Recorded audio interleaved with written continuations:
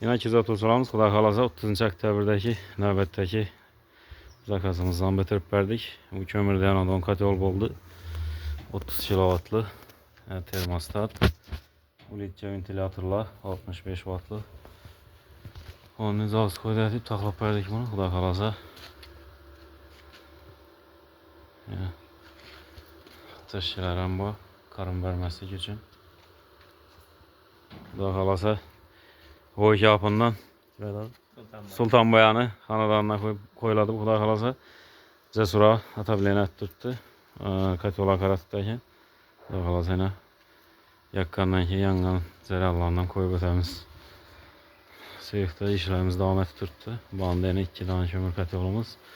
Banda ilə qaz katyolla növbət bilən bir yandan taxlap verdik Xuda Xalasa. Müracaat öyrətsə, kimeşənin sürəli ekonomik nisbətli katyolla gerekirsə, bəstə rəqamlarını qaldırıb ötəmiz.